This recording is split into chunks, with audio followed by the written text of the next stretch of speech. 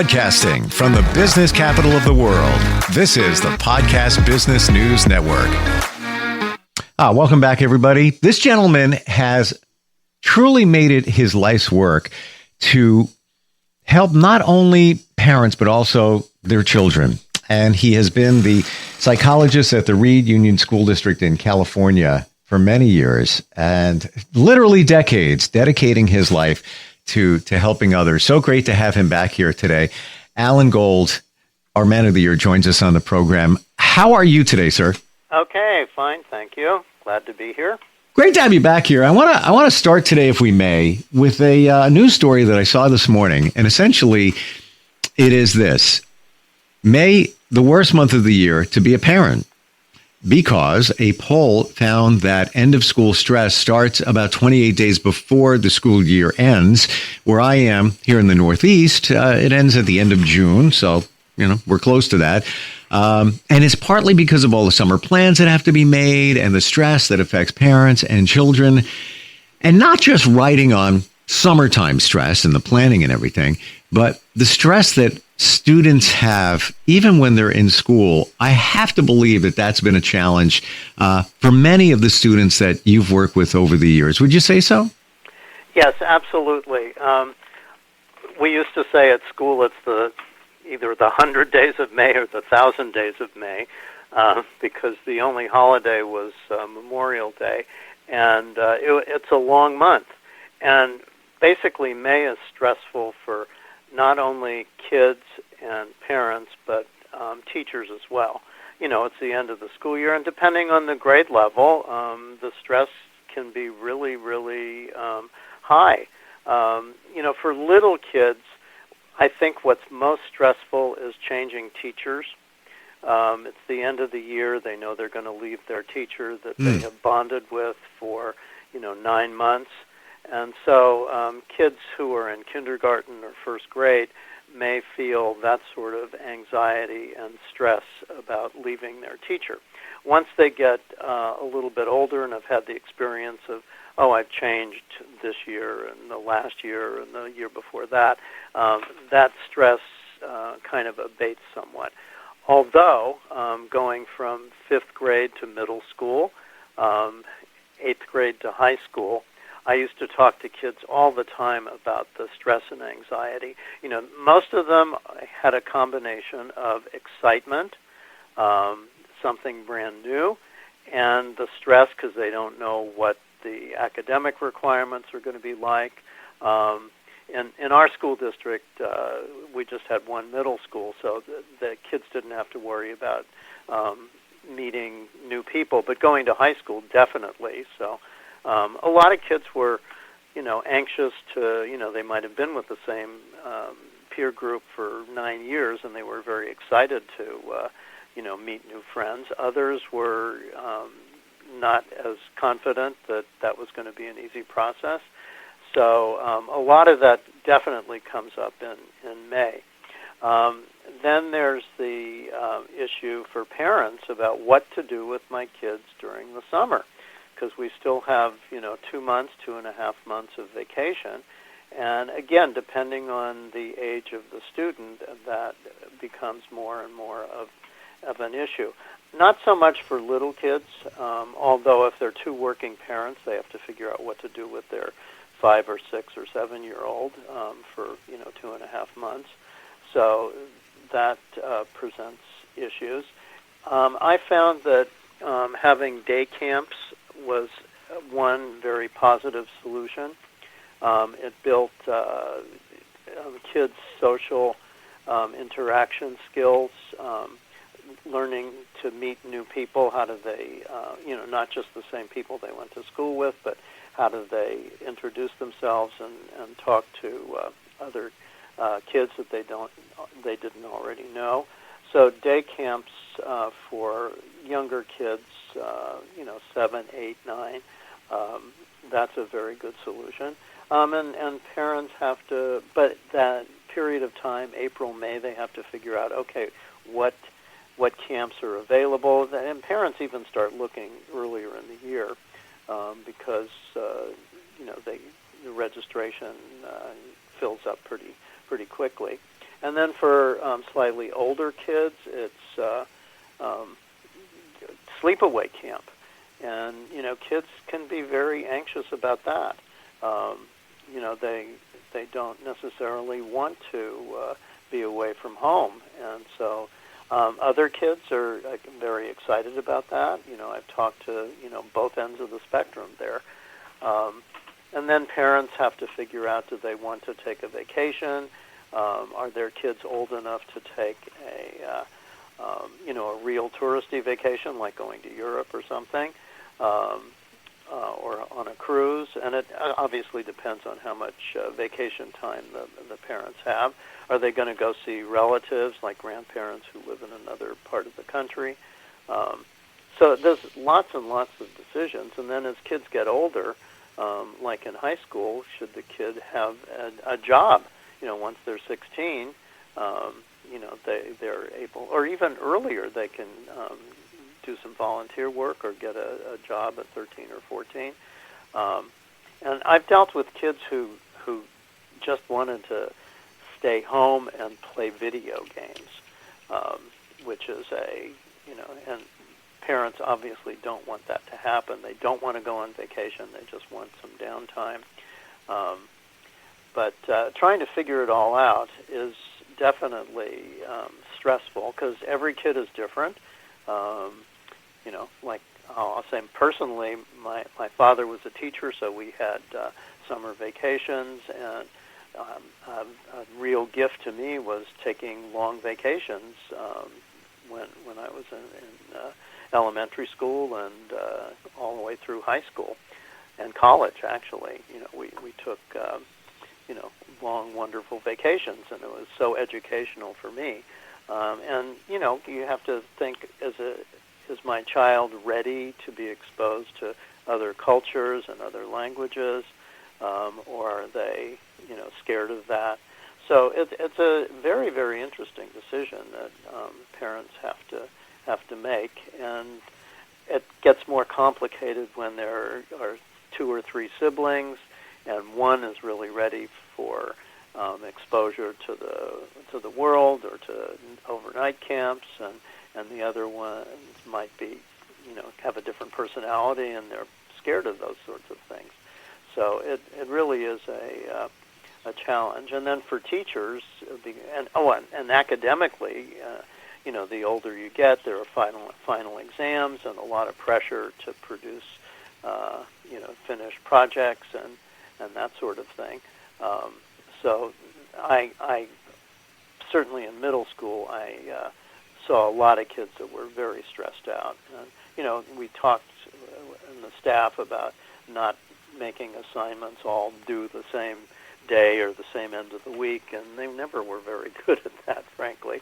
But that puts a lot of pressure on the students as well. I love what you do in that you have it's almost as if you're psychic, like you're intuitive, and you foresee what students are going to feel. For example, the different situation with school and, what anticipating changing school, different teachers next year, different grade. A lot of us, we don't even think about that, but there's a lot of stress that comes along with that, right? Oh yeah, absolutely. There's excitement on the one hand to be an older kid, but then there is the stress. What's my new teacher going to be like? Mm-hmm. Am I going to like him or her? How are they going to treat me? So, they may or may not verbalize all of that, but I certainly experience that, talking to kids. And am I going to be with my friends? That's another. One thing I used to do at the end of the school year, I would, for kids who I had concerns about social issues, I would ask them, who do you really not want to be with next year? Somebody who might have been bullying or not nice to them. And who do you really want to be with next year? So I usually had maybe 10 or 12 kids per grade that I would, interview towards the end of the year before we were forming classes to provide them a safe place for their next year. So I want to take a moment here and change gears and bring on with us somebody that knows you well, Allan, and has worked with you over the years. And Jesse joins us on the program. Hi, Jesse. Hello. How are you? Appreciate you being here and your connection with Allan. You do I have this right that you were a student in school when you first met him? I was, yes. Tell me your journey. When was that? What grade or how old you were, and how did that begin? Let's see. I was 4 years old, which is when I started kindergarten.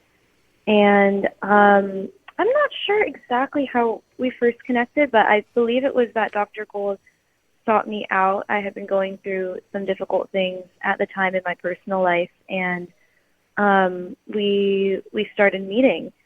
And I think we just had a really, really positive working connection early on, and I'm so grateful to, have continued getting to meet with him all the way through the 8th grade when I was graduating from Del Mar Middle School, and then moving forward as well.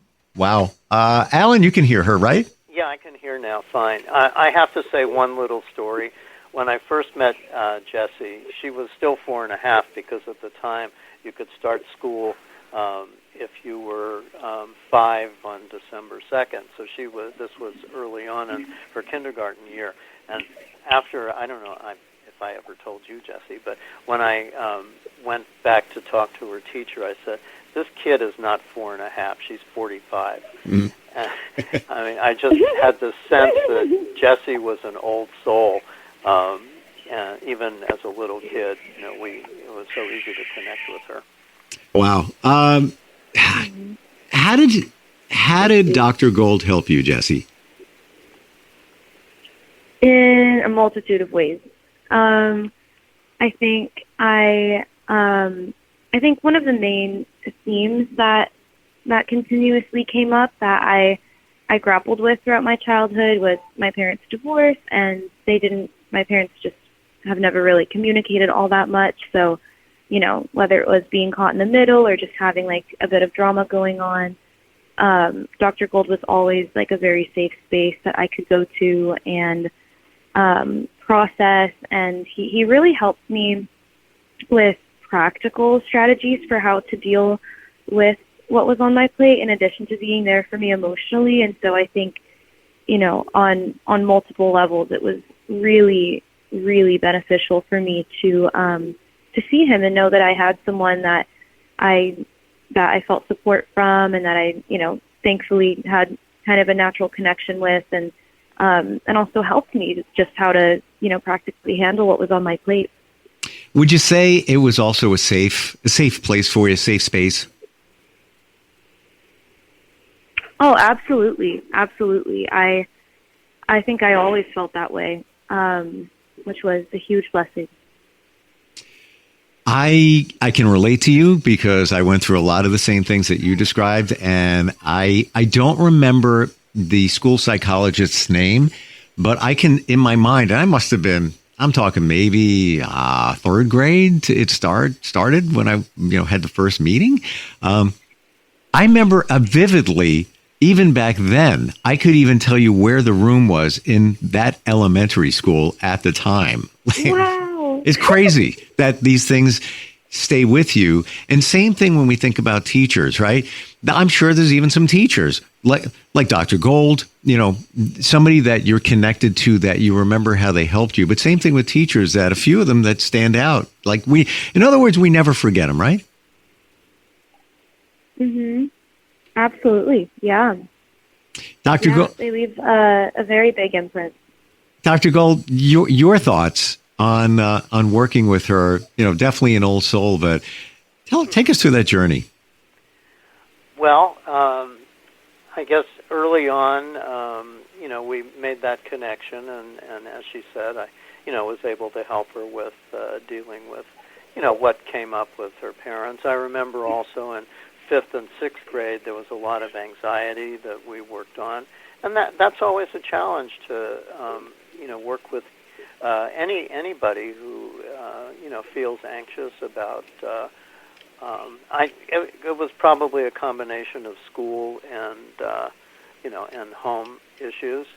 So the challenge I think for the psychologist is, okay, how do I help this student manage anxious feelings, which are, normal for, we talked about it just earlier about, when parents and kids are anxious about summer and so on. So there's always anxiety that one has to deal with, and how do you calm that down? I think, just having somebody to talk to and knowing that there is support there can help with that. I mean, maybe Jessie can even say something about how was I able to help her deal with some of the anxiety. But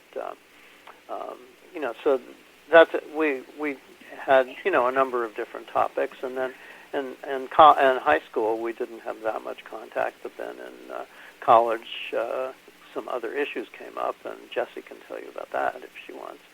But it might be helpful just to think about how can a psychologist help deal with anxiety.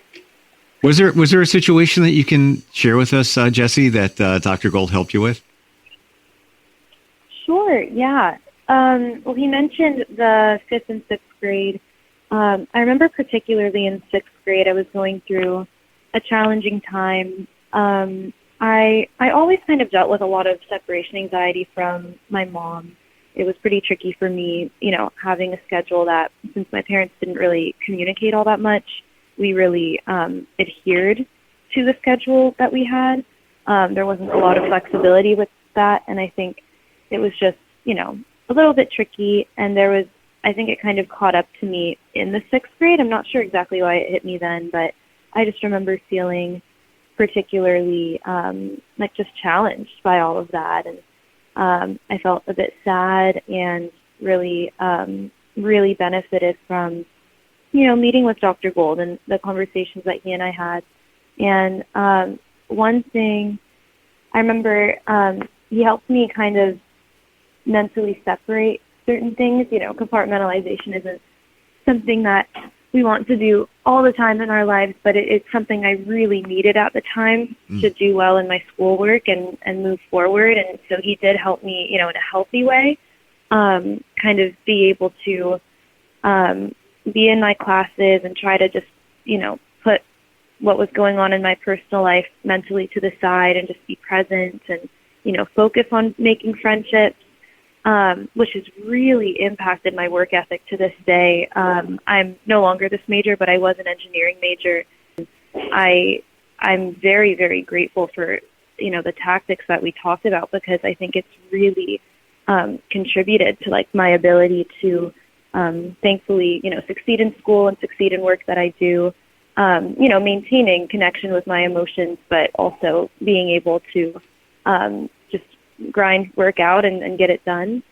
I think there were major turning points that happened with that, from the 6th grade. And I think another thing too with that was Dr. Gold recommended to both myself and my mom to practice thinking about 3 good things. So this is basically a practice of gratitude, where whenever I wasn't even always able to communicate with my mom if my phone wasn't working or something.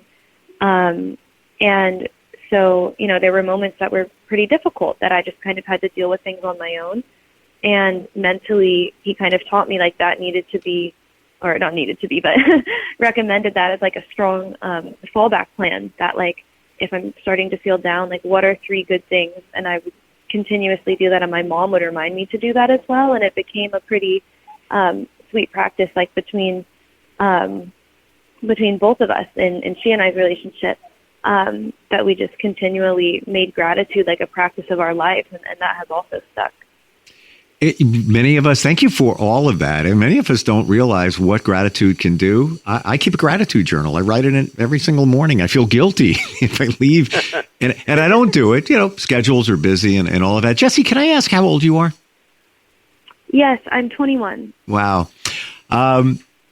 It may have been some time since we've gotten the two of you together, but obviously he's with us today. Is there anything that you'd like to say to Dr. Gold, or maybe is there anything you always wanted to say and never got a chance to?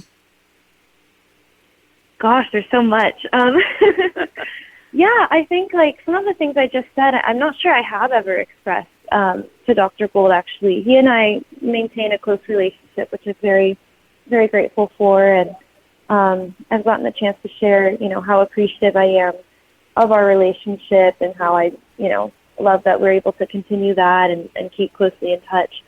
But yeah, I don't know that I ever brought up how my work ethic itself was really, really impacted by our conversations. I never want to sound prideful, but but it is something that I do get complimented on by a lot of people, like how hard I work and how much like I'm able to just prioritize like what needs to get done and just focus on that and lock in. And I think that's kind of stood out as a quality in college. And I only mention that because I really do think being able to, again, in a healthy way, compartmentalize and just, whatever tactics came through those conversations has been a huge, huge benefit to my life.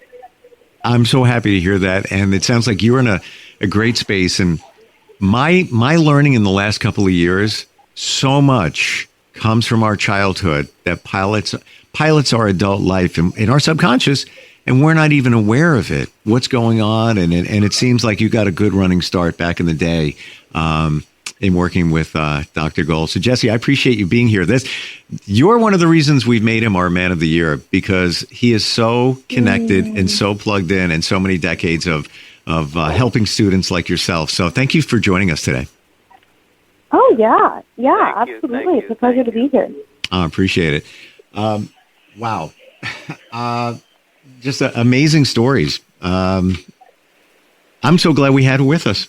Yeah, me too. I have a different, I think you're amazing, Dr. Gold, but hearing the way as an adult now, connected to when she was a child and what she was going through, which not unlike a lot of kids are dealing with, lots of different, could be family issues or whatever it might be. But do you want people to know about how impactful it is to unpack your childhood and figure out what was going on there, or even when you're a child, how important it is in terms of therapy?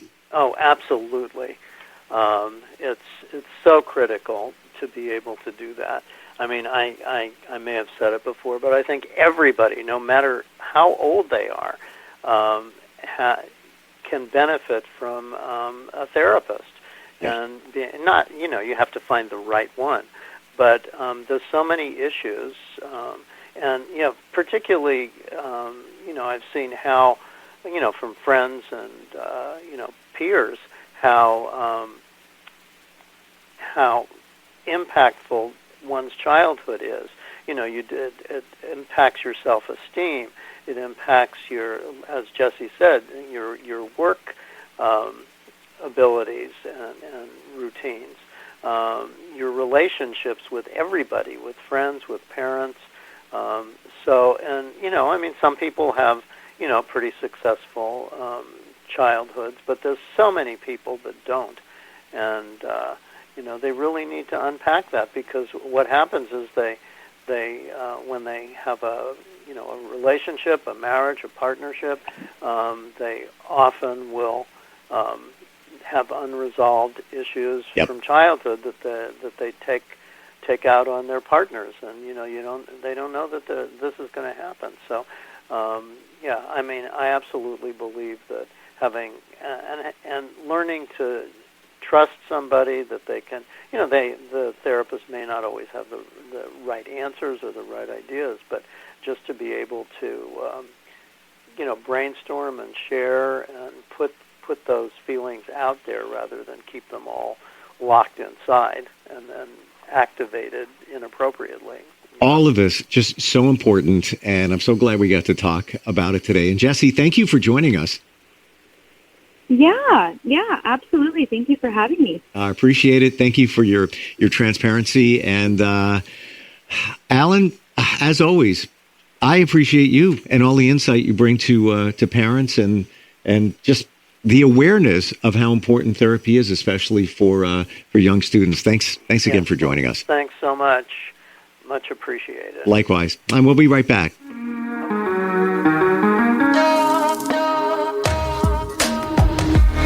Broadcasting from the business capital of the world, this is the Podcast Business News Network. Let's go inside the mind of a 10-year-old. I should have worn those earrings today. I like those earrings. Gabby has those awesome earrings. I need to ask her where she got those, but that's just what she would want me to do. I'll have Michaela ask her for me. Buckle up, Sarah. Yeah, but then Michaela will be like, why don't you just ask her yourself? That's just like Michaela. Sarah, buckle up. Michaela's such a great name. I wish I was called Michaela. There's like a dozen Sarahs in my class. Hey, we're not hitting the road until you buckle up, honey. Oh yeah, seatbelt. I forget sometimes because my brain is like busy, you know? I wonder if there's pizza at school today. Sometimes it can be tough to get through to your kids, but it's not impossible. Always make sure they're wearing their seatbelts, even on short drives. Remember, you have the keys, you have the power. Never give up until they buckle up.